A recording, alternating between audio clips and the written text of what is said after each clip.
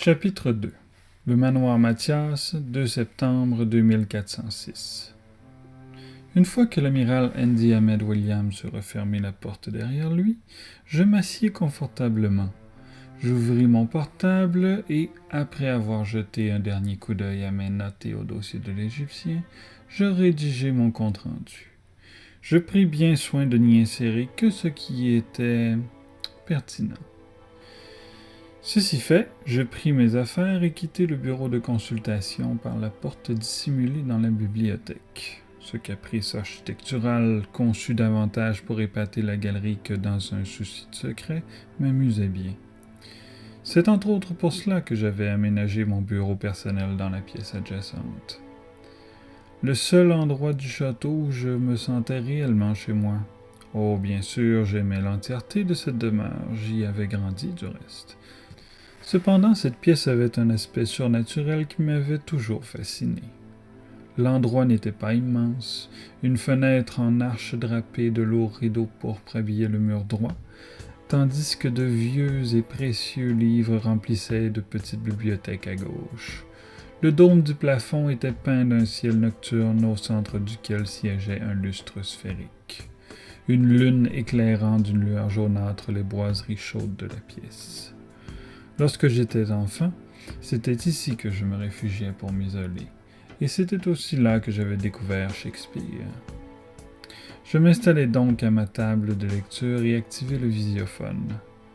Pendant que la communication s'établissait, je m'interrogeais sur la suite des événements, me surprenant même à anticiper le dénouement de ce que je finissais de préparer. Ma destinée m'appelait et faisait la moindre fibre de mon corps dur comme le nerf du lion de Némée. Allais-je être à la hauteur? Ces préoccupations furent tout à coup interrompues par la vieille voix sévère d'une dame aux accents de Russie. « Oui, docteur Mathias, faites vite, je n'ai que peu de temps. »« Amiral Lewinskaya, bonjour. » Elle me répondit d'une tentative de sourire aussi bref que frigide. Les militaires de la génération des guerres coloniales semblaient tous avoir des problèmes avec leur aptitude sociale.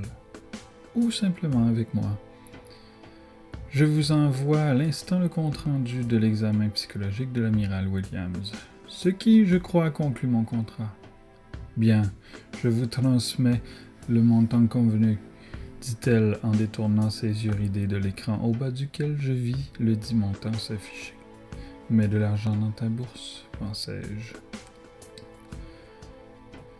Ce fut un plaisir de faire des affaires avec vous, dis-je d'un enthousiasme totalement transparent.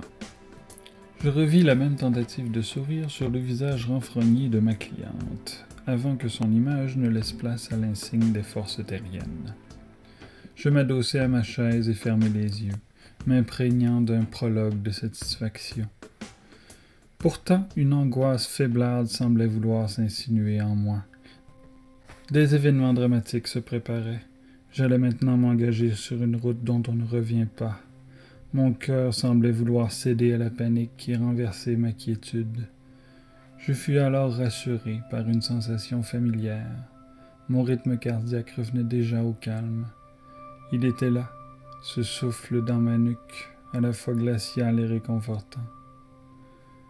« Bonjour, Alex. »« Salut, Eric. » Cette réponse, à peine audible, provenait d'une jeune et charmante voix. « Alors, c'est Amiral Williams. » Ce chuchotement était une véritable musique à mes oreilles. Il nous sera d'une grande utilité le moment venu, j'en suis certain.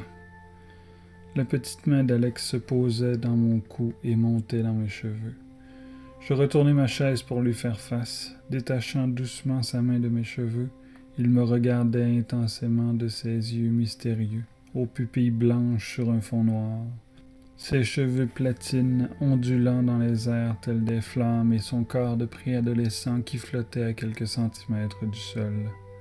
Avec sa peau pâle et ses vêtements vaporeux, on aurait dit le fantôme d'un enfant revenu pour apaiser le sommeil d'un vivant. « N'es-tu pas d'accord ?» ajoutai-je. « C'est toi le psychologue ?» me répondit-il sournoisement. Je lui souris. À l'aide des numéros de série des entrées du dossier de l'amiral Williams, j'ai compris que plusieurs séances en ont été effacées. Il a vécu de graves traumatismes dans son enfance et j'en devine la nature. Il a beaucoup de rage refoulée en lui, mais suffisamment d'inhibition pour la contenir.